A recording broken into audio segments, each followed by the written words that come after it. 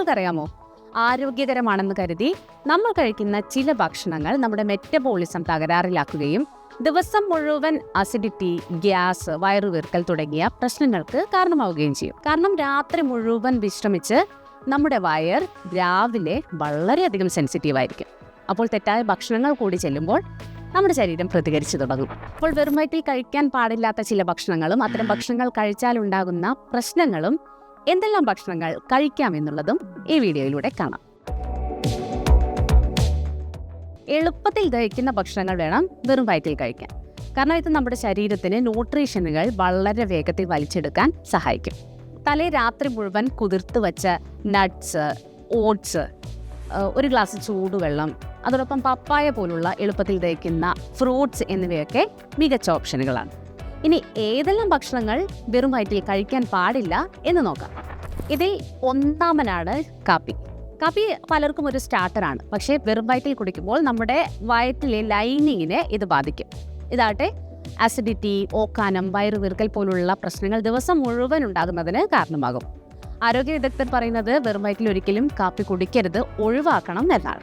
Citrus പഴങ്ങൾ, vitamin C അടങ്ങിയ citrus പഴങ്ങൾ, അതായത് മുന്തിരി, ഓറഞ്ച്, ചെറുനാരങ്ങ പോലുള്ളവ അസിഡിക് ഗുണങ്ങളുള്ളവയാണ്. ഇവ വെറും വയറ്റിൽ കഴിക്കുമ്പോൾ നമ്മുടെ വയറ്റിലുള്ള ലൈനിങ്ങിന് വളരെയധികം അസ്വസ്ഥതകൾ ഉണ്ടാവുകയും അതിൻ്റെ ഫലമായി ആസിഡ് റിഫ്ലക്സ് അല്ലെങ്കിൽ നെഞ്ചരിച്ചിൽ പോലുള്ള പ്രശ്നങ്ങൾ ഉണ്ടാവുകയും ചെയ്യും. അതുകൊണ്ട് വെറും വയറ്റിൽ സിട്രസ് പഴങ്ങൾ കഴിക്കുന്നതും ഒഴിവാക്കുക.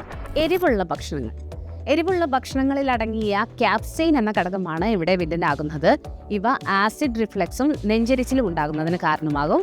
അതുകൊണ്ട് വെറും വയറ്റിൽ കഴിക്കാതിരിക്കാൻ പ്രത്യേകം ശ്രദ്ധിക്കാം. കോള പോലുള്ള കാർബണേറ്റഡ് പാനീയങ്ങൾ, ഇവയിൽ അടങ്ങിയ ഗ്യാസ് വയറുവീർക്കാനും അസ്വസ്ഥതയ്ക്കും കാരണമാകും.